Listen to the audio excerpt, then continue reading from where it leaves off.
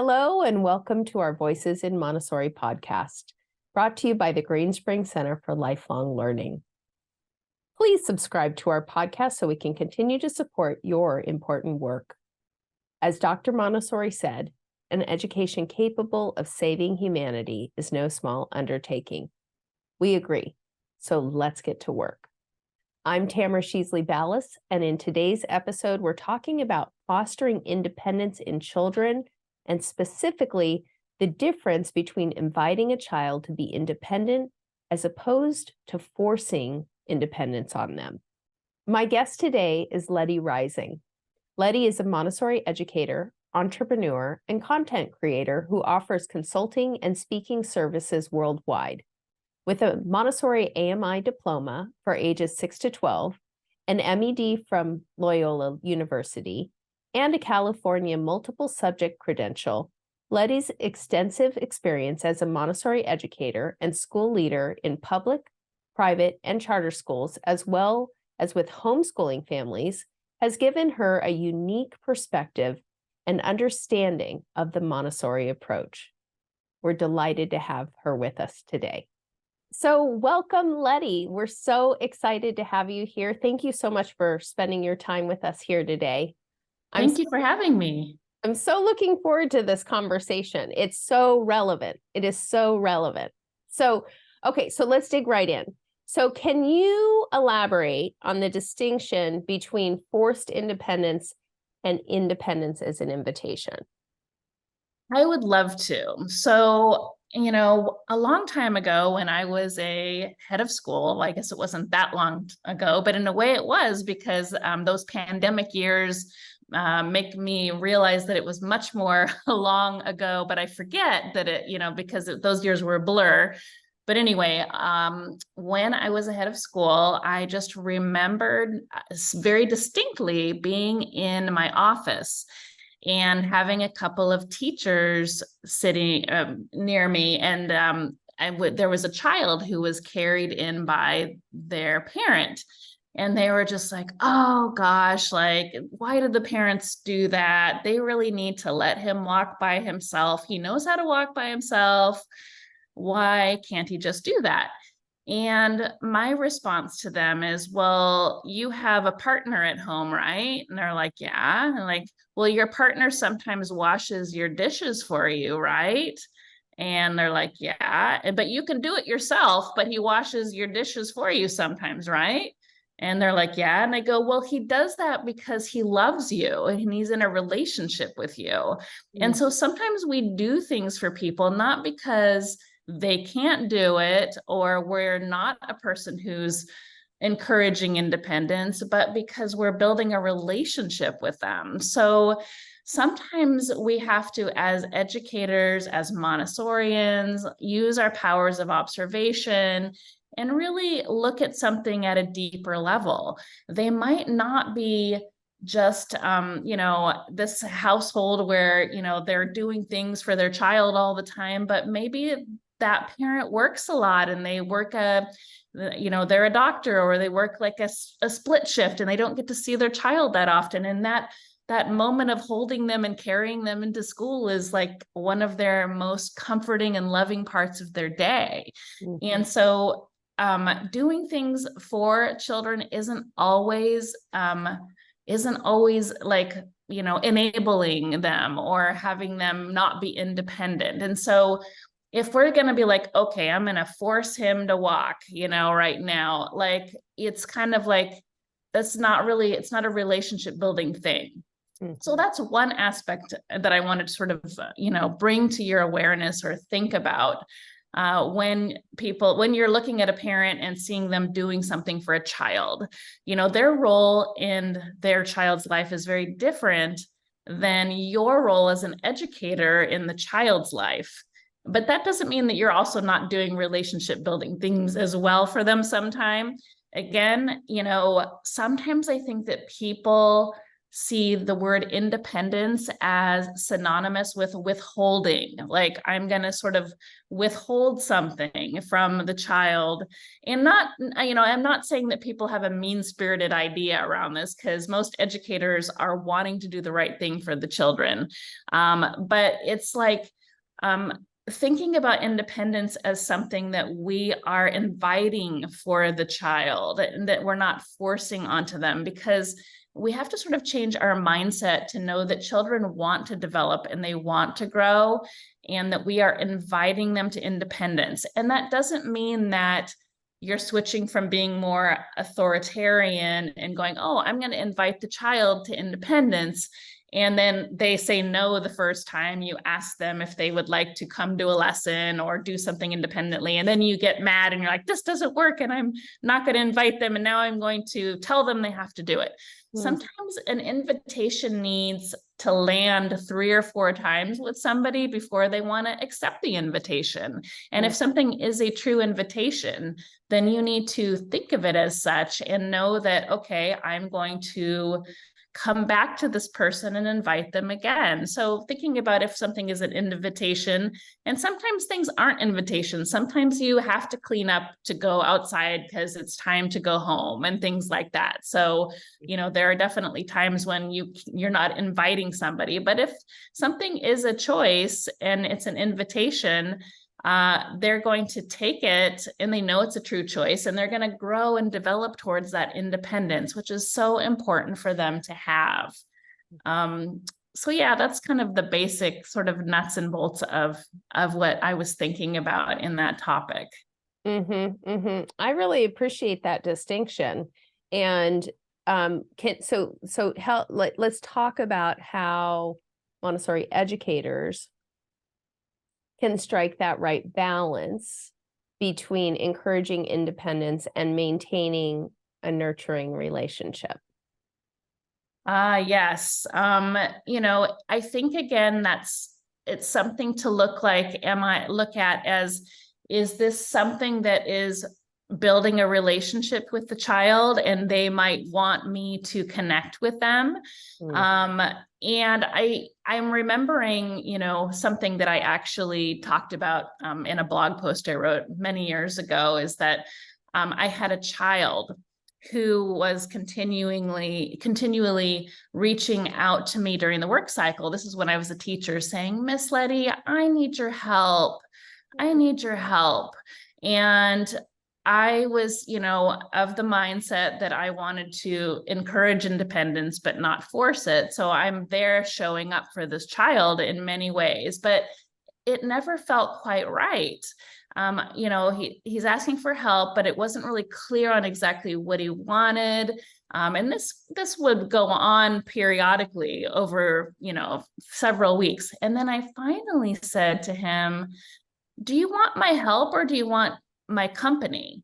And he says, I want your company. So he didn't want to be by himself during the work cycle. And he had other peers to be with, but he really wanted to be with me because he had felt connected to me and wanted to hang out.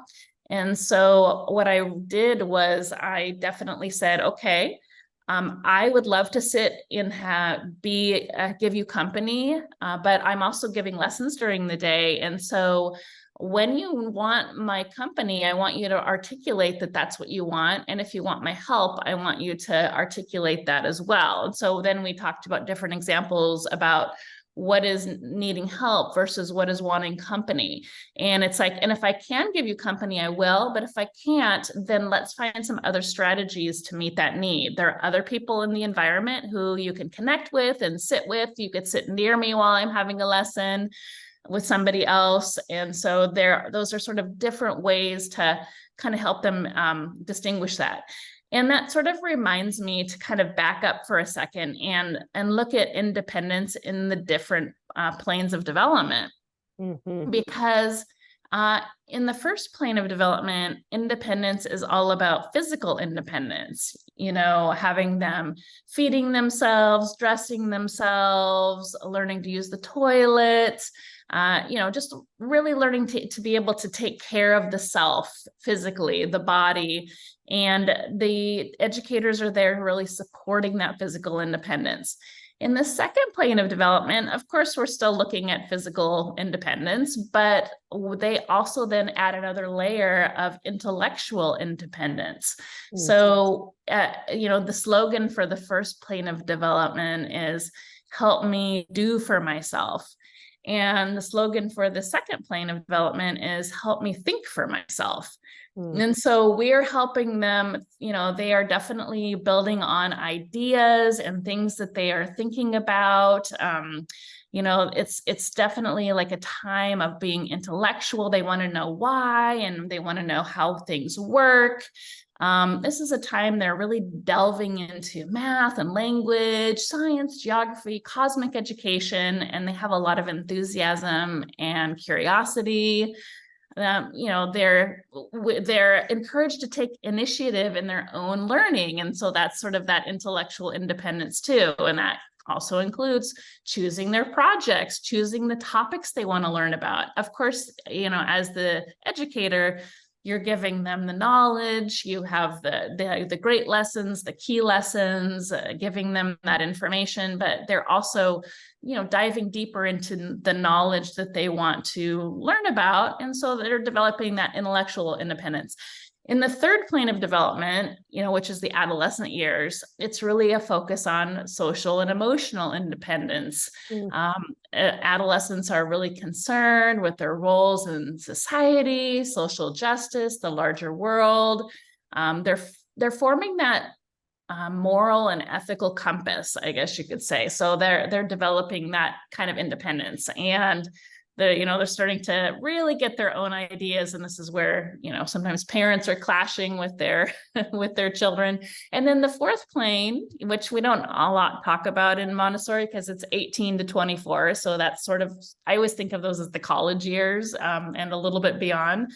That's focused on, economic and occupational independence, and sort of to some extent, some psychological independence too. They're really solidifying their place in the world through higher education, employment, starting their own families sometimes. I mean, that's happening like later now usually, but that plane is more about personality, career choice, establishing, your own value system, your occupation, and things like that. So there's different ways to be independent at the different times and places. So I was a Montessori elementary educator.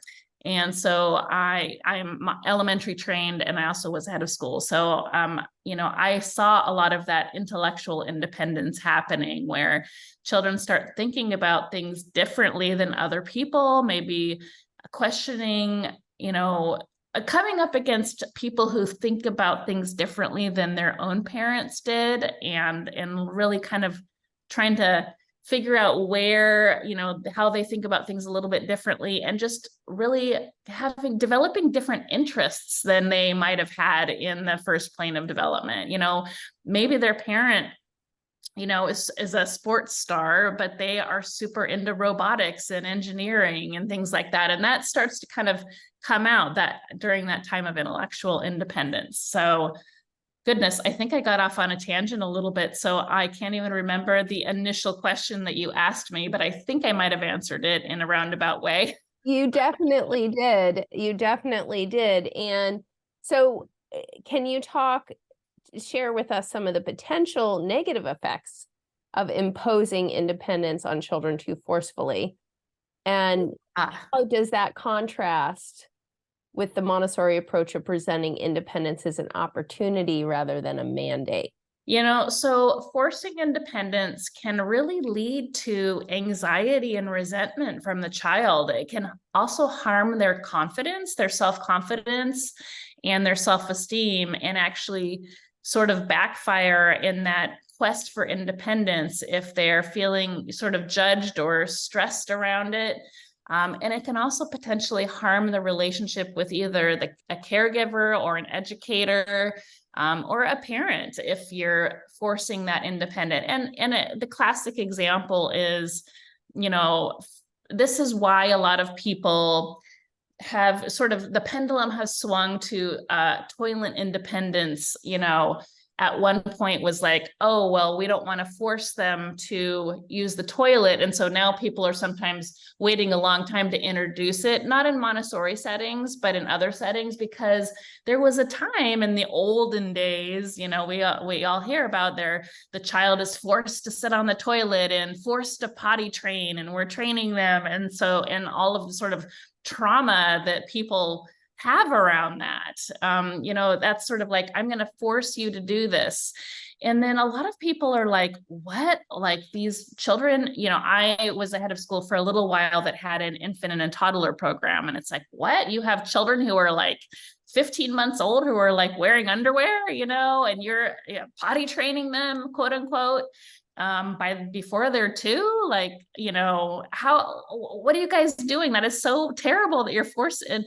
But in people's minds, a lot of time when they see a child being independent early, or they hear that a parent or a school has been like working on their independence, they envision this idea of a child being forced to do it.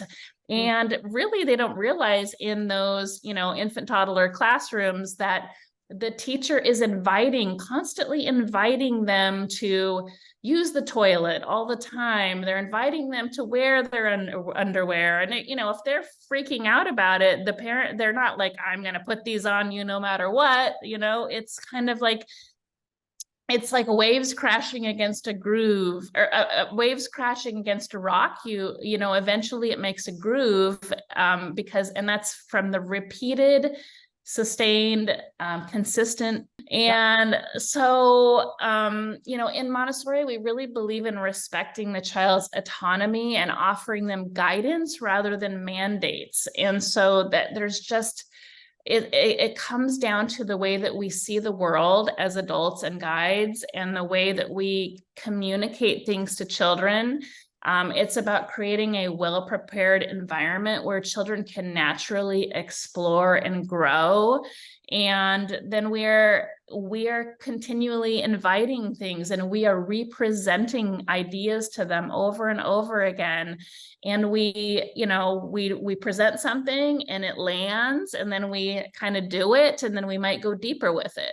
We might present an idea, I'll use that classic toilet learning as an example, presenting it, and it may not land, and we might need to try it another time. And in the elementary years, this is true too. Maybe you are presenting, you think a child is ready for another math concept, but they're still struggling with the one before. They're not independent there yet.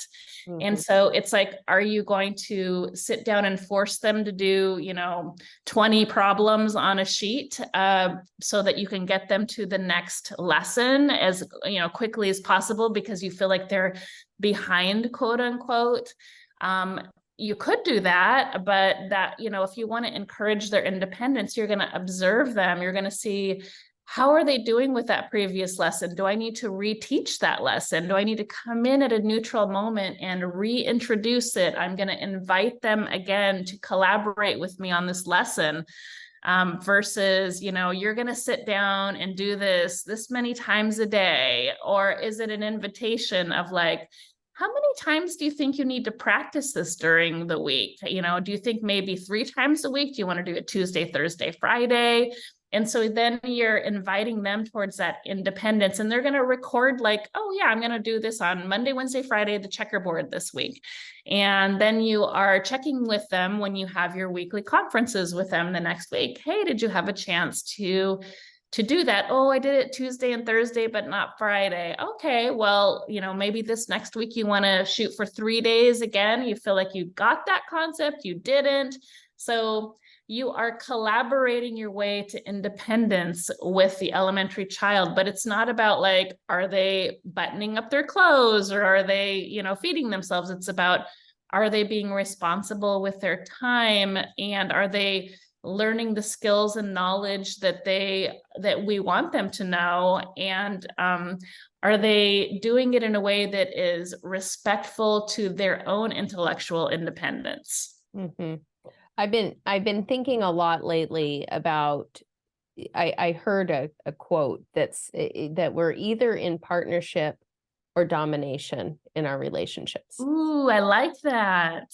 And I've been really trying to find the place where that's not true, and I have not yet found it. I found it in my partnership with my spouse. I found it in my partnership with my children. I find it in my partnership with the folks at the school, and definitely with children. And so what I'm hearing you really underscore is that how we approach lessons, how we approach independence also is coming from a place of partnership. And it's really easy for us to be on our own timeline, our own agenda, and go to a place of domination around, and we don't see it that way. I have to say, it can be like under really nice little guise of, you can be very gentle and very kind with your words and very loving and still actually be dominating, which is really an interesting distinction. Yeah, it's unconscious. And, to add to that, just thinking about, an example of forced independence is, again, going back to the toileting example, or for the younger child, or forcing them to dress themselves. Here's a funny example. My younger daughter, when she was, I want to say 5 or 6, she was going through this little phase in the morning where she wanted me to dress her.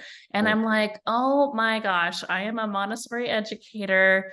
I'm all about independence. She knows how to dress herself. And I remember getting in a power struggle with her about this in the morning. And this went on for like a little bit of time.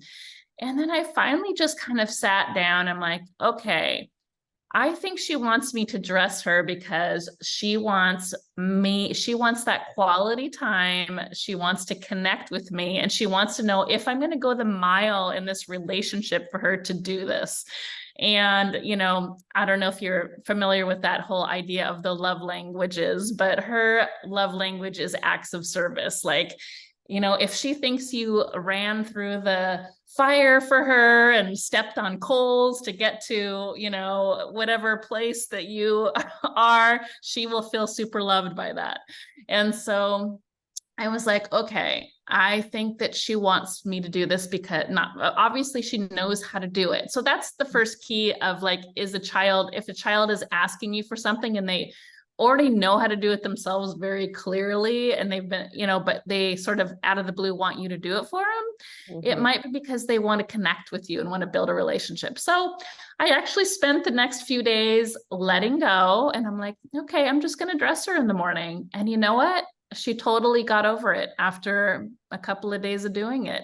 And so anyway, that was sort of that's that physical independence. But then there's, going into the second plane of development, there is a lot of fear around independence as an invitation, because there are the standards and there are the accountability that measures that we are beholden to as educators to make sure that children know certain things by certain ages and grades and times in their life. And so there is a real struggle and contrast, and it's not always with the teacher thinking, oh, I'm going to force this child to be, learn the things they need to learn. But it's a societal pressure that teachers struggle with. It's like, we want them to have that independence as an invitation, which looks like we want them to learn the things at the pace that they want to learn them, that they need to learn them. We want to follow the child. And what forced independence looks like is making them learn these things at times when they wouldn't have otherwise learned them at that point in time. They might have waited another year in their development, or maybe it is that we're in a traditional setting that they aren't able to learn as much as they could learn because we have to have them learn certain things at a certain time. So the independence as an invitation would look like a really authentic Montessori setting where we are conferencing with the children, we are allowing them to learn at their pace, and we're constantly scaffolding and supporting, but we're not like, okay, you're going to do this because it's going to be it's a standard and it's going to be on your test this year, even though it doesn't really fit in the other things that we have been learning or doing this year.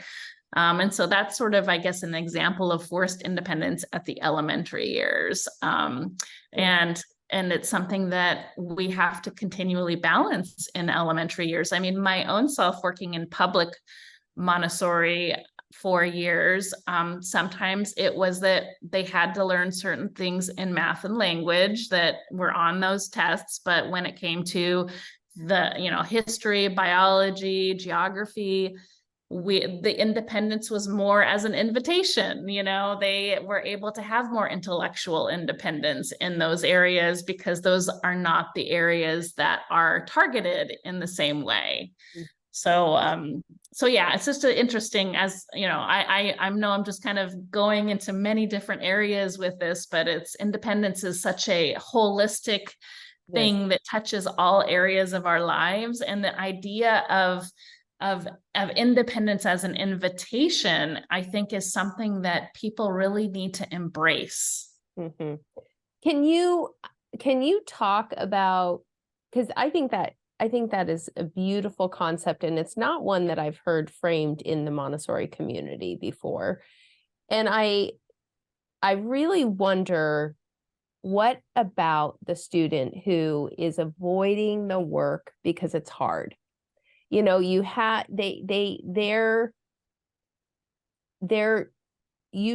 that they have the capacity, but it's going to take some sweat.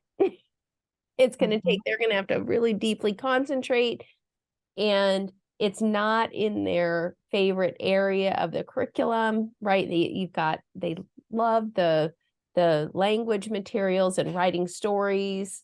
Can you talk a little bit about that?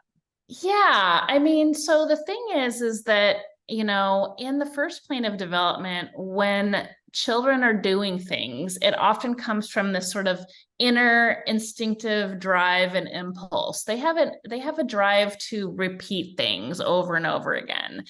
And the elementary child also repeats, but they need repetition by variety. So they are doing, they have a variety of different ways of trying to do something. That's why, Maria Montessori developed, a few different materials for multiplication. There's the checkerboard, there's the large bead frame, there's the flat bead frame, there's the elementary bank game, and even other materials sort of touch on multiplication. It's so they can repeat through variety.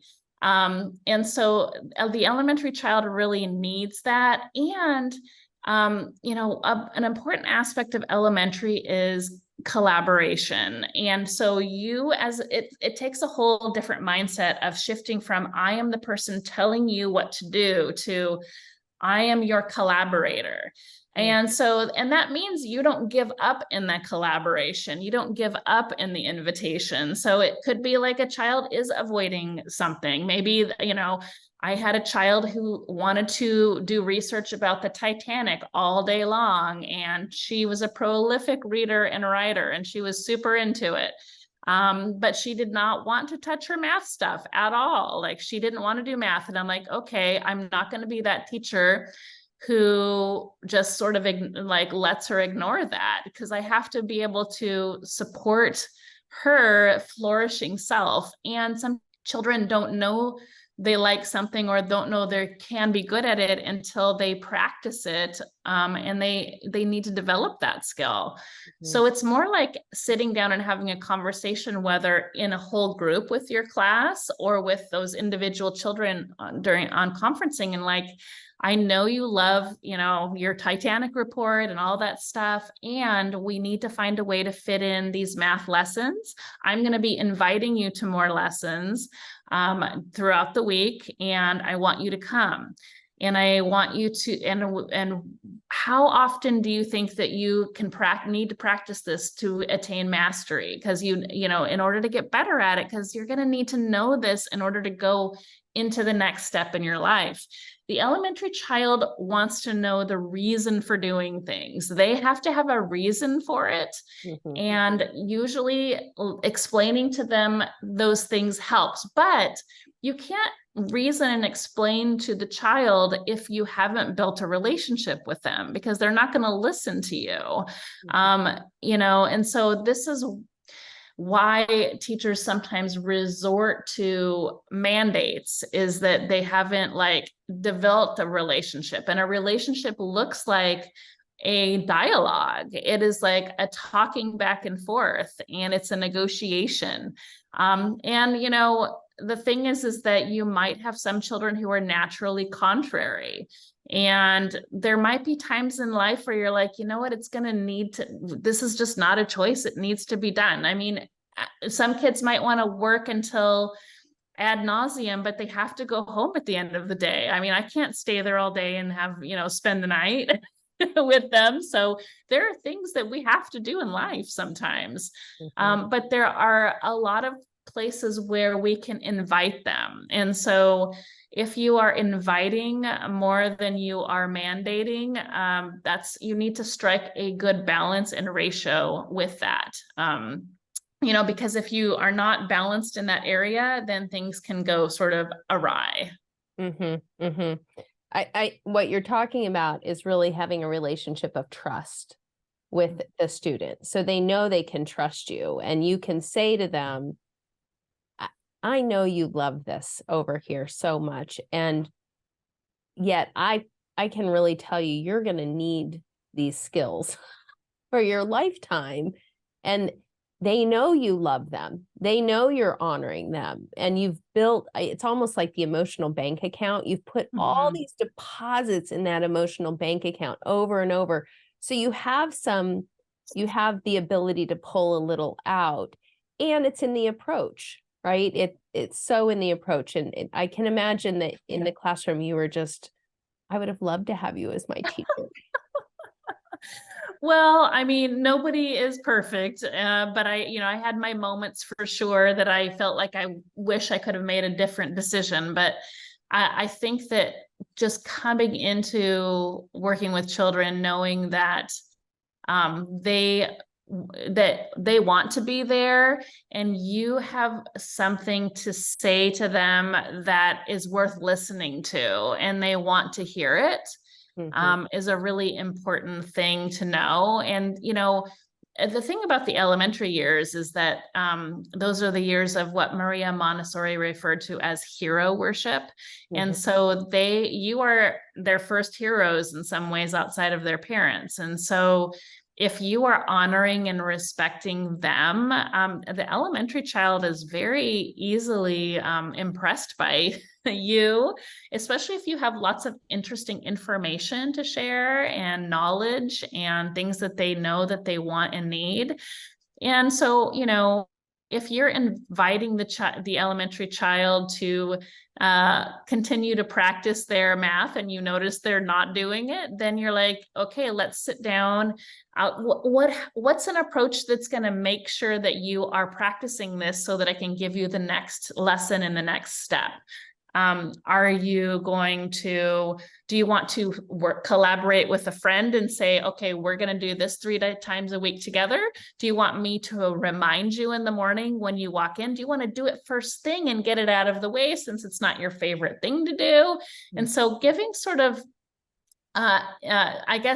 choices as that invitation is really a good place to do that. You know, and it's like, it's not a choice necessarily to not do it, but there are options of how you want to do it, and really inviting that how. If you can't invite the what, you're inviting the how. And there's almost always a way to find a how that is mutually agreed upon to all parties. Well, and you're really empowering that child you're really supporting them in identifying that they have areas that they may avoid, and then giving them life skills for how to address that, and coming from a place of they're empowered in the solution, rather than you saying, no, you're doing this right now this way. And that I have seen that in Montessori classrooms. I know we assume that we're not doing that, but I have seen that response to children, and it just, the light goes out of the child and the connection is broken. And the truth is that our relationships are as good as our last conversation, our last connection with folks. You know, we have to really maintain those. So I think that's so beautiful. Okay, so now I have a question for you that I imagine our listeners are asking. So you have someone, let's say they're in a toddler classroom or even an early children's house, and at home they have grandparents living with them, and the child's being fed with the spoon. They've never picked up their own spoon fed, quite literally. Literally.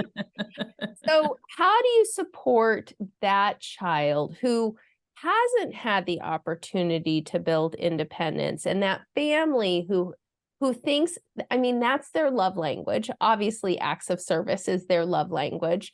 And the child, it's almost as if oftentimes they miss that sensitive period for that in building the independence, and all of a sudden it's so much harder. Can you talk a little bit about that?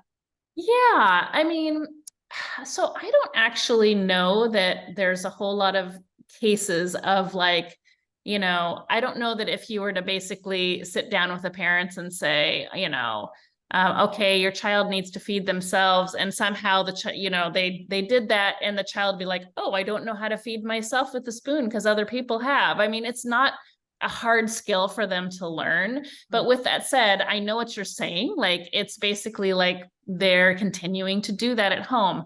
That is very different, I think, than carrying a child into school, or, you know, carrying their lunch for them when they already know how to do it. This is a habitual habit to where they haven't really had an opportunity. They haven't had that independence as an invitation ever. I mean, we've invited children to walk in different moments, but we're also, you know, building relationship by carrying them sometimes. But if this child is always being fed by the spoon fed, then that warrants a conversation with the parents and bringing them in and saying, maybe they don't understand the capacity of let's say it's like, you know, two and a half, 3-year-old, and they don't understand. It's funny you're actually mentioning this, because I was on TikTok the other day and I saw, I think it was the super nanny or something, and she was actually dealing with this situation. There where it was a brother and a sister, and I mean, I think they were like 2 and 3, and they were, you know, they were still feeding them and not allowing them to have that opportunity. So this is another sort of subtle nuance, is like, you know, you always, as a parent or as a teacher, want to think about where their next stage of development is, and you want to try something that is going to support their independence. And then if you try it and it's like clearly not working, then it's like, okay, I'll back off on that for a little bit, and then I'm going to try again. But if they do this, it sounds like in this particular instance, they haven't even tried once at all. So it might not even be in their frame of reference that their child can do it. Or maybe they feel like that it is a loving thing to do it for them all the time. And so that's where it's like, you know, I want you to invite your child to, it's almost like they're preventing them. It's not even an invitation thing versus a force thing. It's like, they're like not even allowing it to happen. So, you know, this is where it's like, you know, this is what children can do at these ages. And we really want to give them that independence because it helps them develop their self-esteem and their self-confidence. And we want you to support that at home as well, you know. And of course you can do things for your child sometimes, but have the default be letting them try it themselves and seeing if they can do it. And then if they can't, you scaffold that and help them, or if they want something different, then you are there for them, but you're constantly offering a path towards more independence versus less independence. Mm-hmm. And I think you, as a guide or as the teacher, you're talking to the family, as you just said, and you're recognizing and really meeting the child to know it, to scaffold almost for them as they're building this new skill. Because sometimes, as we know, when they miss a sensitive period, it can be harder. So we've had the situation where we started a 4-year-old who actually had not fed himself before, which, and for him, he was so taken back that we would be, that we be asking him to do this.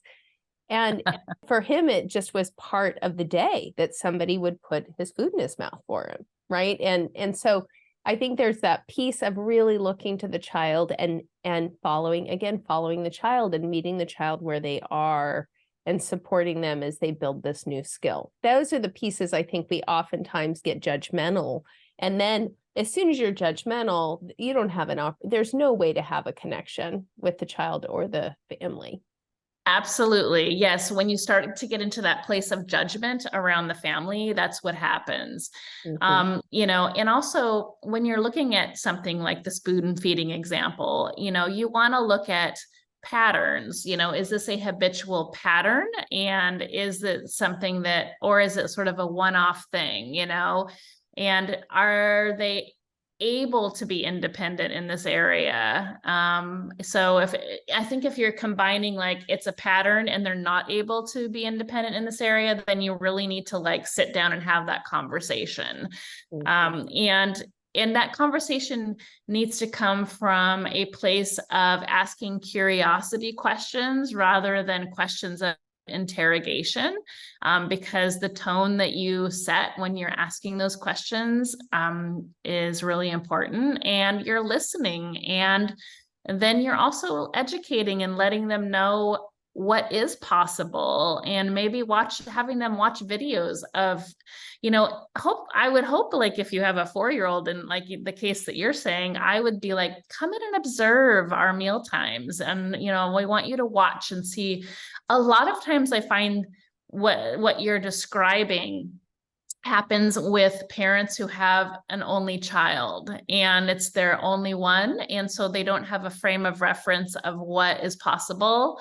Mm-hmm. And because they don't have another child come along, they sort of are, developing that in isolation, because usually a second child will do things differently than the first one. And then you kind of can see that there are other possibilities. But if you're, living in the adult world for the most part, and you only have your one child and there's no other connections you have to see anything different, then you don't know what's possible for their independence. Mm-hmm. Mm-hmm. Mm-hmm. So can you talk about the concept of independence as an invitation, as how that translates into relationships between adults? Mm-hmm. And how that principle can be applied to other areas of development as well? Well, it is an interesting thing because, we also want to kind of, subscribe to the idea when we're working with adults of offering support rather than imposing rules. And that can really, extend to the adult relationships. And we want to make sure that we're providing, opportunities for support and understanding. And so, like, for example, if you are a school administrator, a lot of times, teachers of schools or principals might be doing more for their teachers than they need to do. Or they might be thinking this teacher should know how to do this. They had their training already.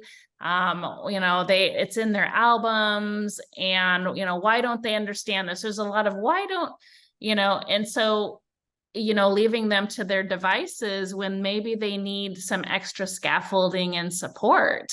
And so, it might be that like you, as a, you're thinking, well, the children are independent and this teacher needs to be independent too, and so yeah, it's more like inviting them towards that independence, but that happens through sitting with them and looking at lesson planning with them and asking them questions and helping them develop their own schedules versus, imposing something on them, and really having, it's kind of like, I feel like as an elementary teacher, it was easy for me to become a head of school because a lot of the same skills I used with the children, I would use with the adults, because there's a lot of like collaboration that you're doing, and you're really trying to get them to come to their own ideas and see things as, see things accordingly, and using their intellectual independence. And so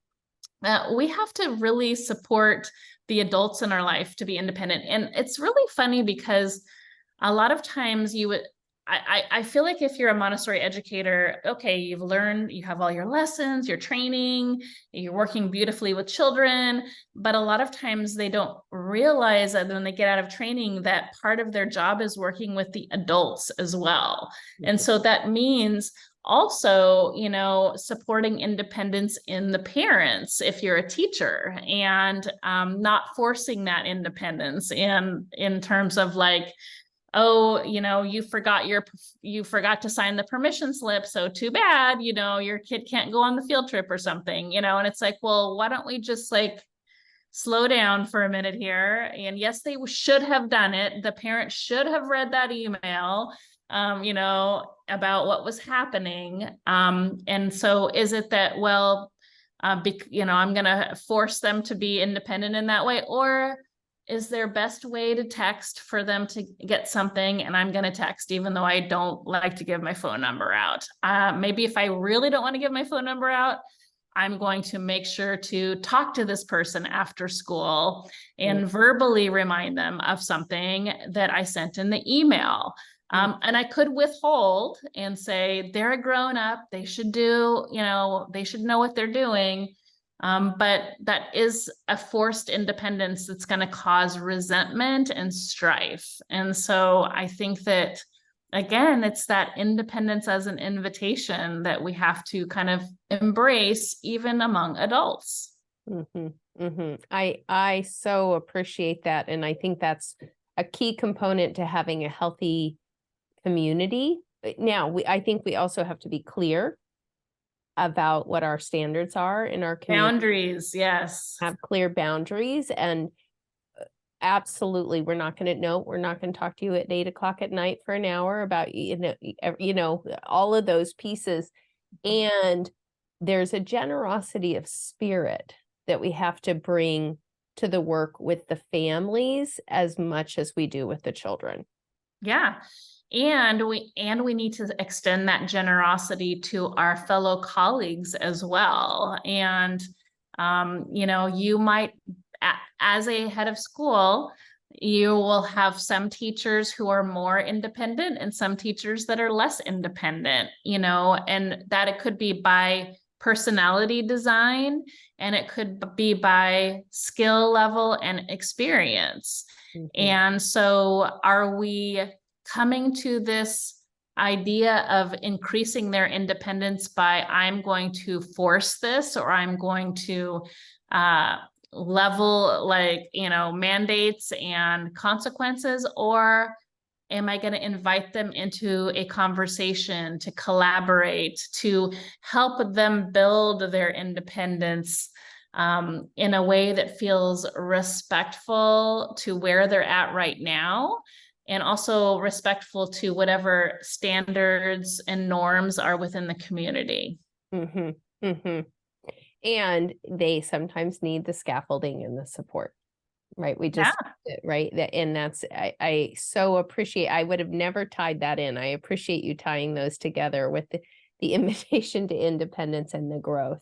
I remember I had a guide, this was years ago, but she wouldn't lesson plan. She was a Children's House guide, and she wouldn't lesson plan. And so she just didn't see the value. She said, I know the lessons. I've been doing this a long time.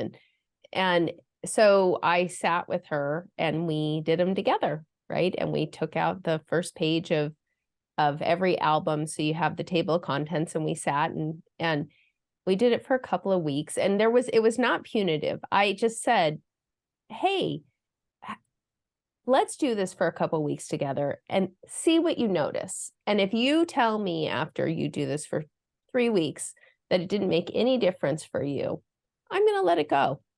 And so we sat together, and after the second week, she came in and she said, Tamara, that made such a difference. I can't believe how many more lessons I'm getting, and my students are more engaged. And she really saw the value because she wasn't trying to pull it, all of that.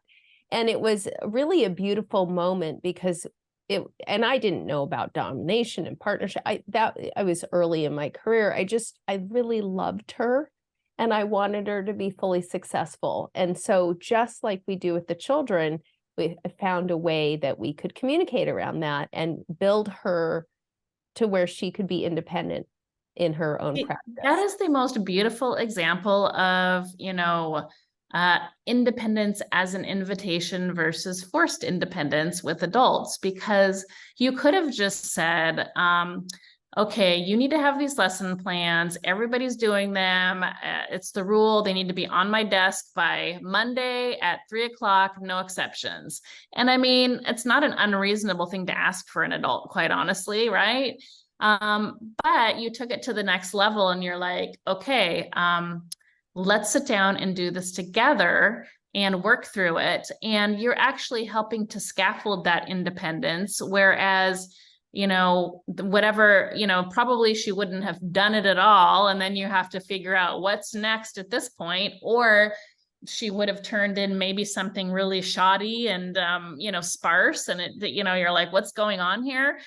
And so sitting down and kind of scaffolding that process over the course of a couple of weeks, that leading to greater independence, and then her being like, oh, yay, like this is going really great. Like that's such an example of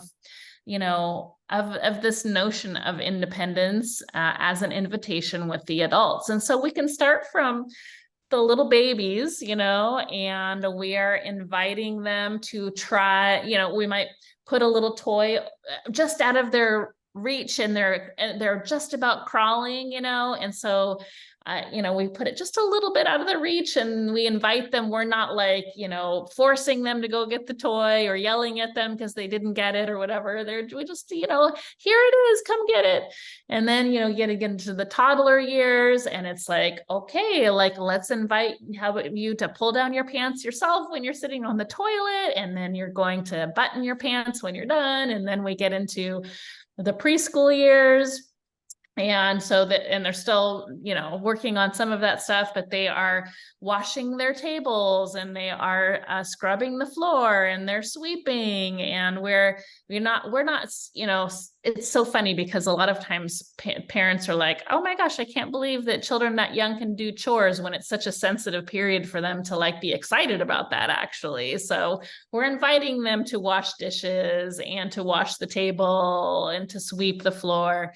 And then in the elementary years, we are inviting them to explore all of cosmic education, and what part of the timeline were you interested in, and what do you want to learn more about trilobites? How exciting. Oh, and you want to learn about porcupines because you're into those. And so then we're supporting that intellectual independence, and then we get into the adulthood, which is what we just talked about here now, and, about scaffolding sort of lesson planning if you're an educator, an administrator working with a teacher. So, it's kind of it happens all throughout the phases.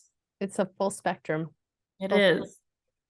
Okay, so a few more questions for you. So what challenges might educators have when trying to implement this approach?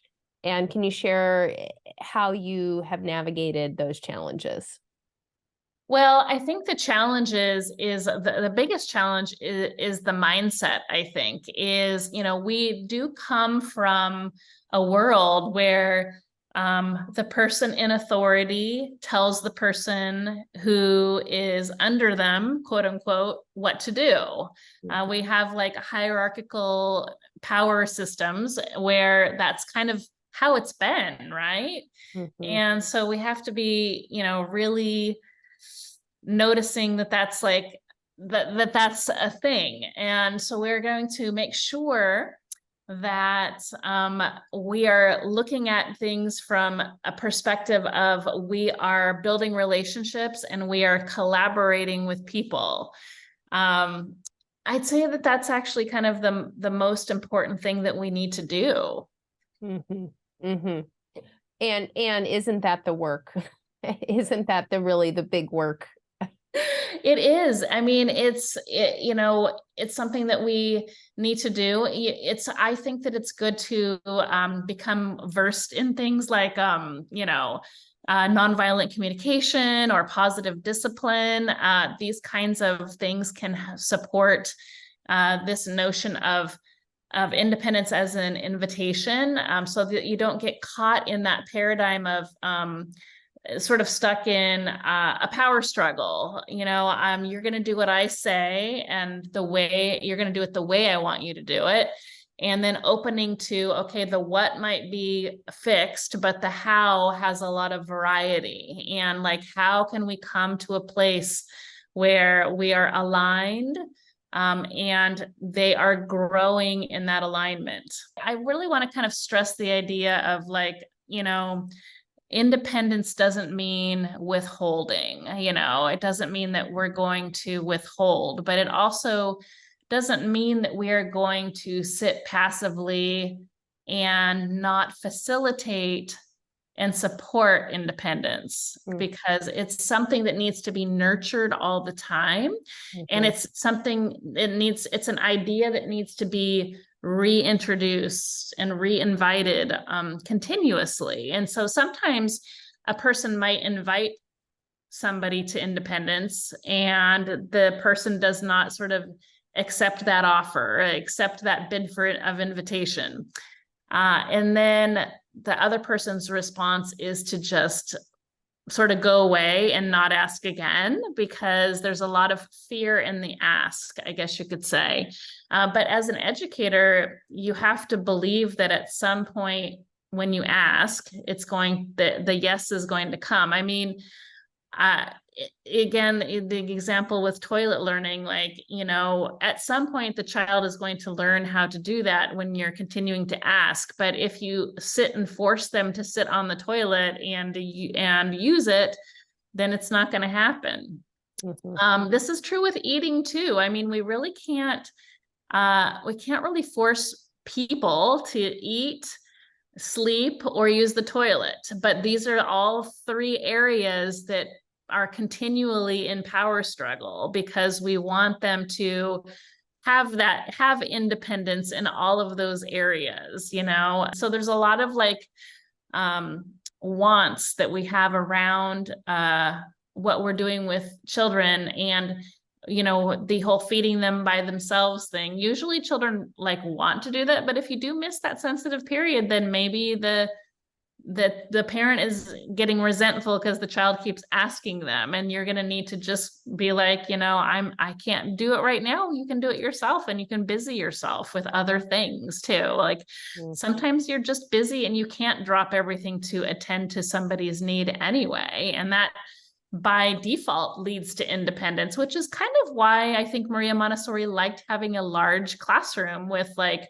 25 children, is that they either had to attend to their own devices and figure out how to be more independent, or they had to rely on other people in their environment, but they couldn't rely on the adult to be the one all the time. Independence is something that is continually cultivated, and there are regressions, and then we need to support those regressions with either relationship building moments, because it could be the regression could be emotion based, or we support it with scaffolding and representing and repeating things again. Well, I think really what we're saying here is we always want to treat the child and others exactly the way we would want to be treated in the moment. And, Yeah. and grounding in that. And certainly we've all had moments in our lives where we're not completely independent, even as adults. And that partnership and that opportunity to build towards independence in something, what a gift. I just want to say thank you. You're really a creative thinker, and you're a thought leader in Montessori. We really appreciate you spending time with us today and helping us all deepen our understanding of what independence really means. Thank you. Thank you so much, Tamara. It was really nice to be able to talk about it with you today. It was a great conversation, and maybe we'll have more again in the future. Oh, definitely. I think we should. And to our listeners, I want to say thank you for spending time with us today.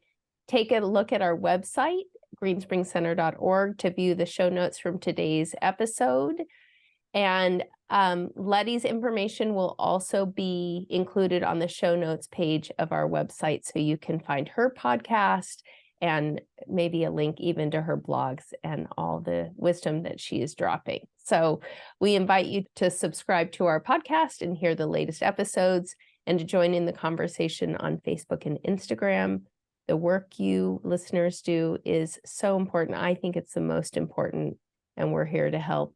Join us next time.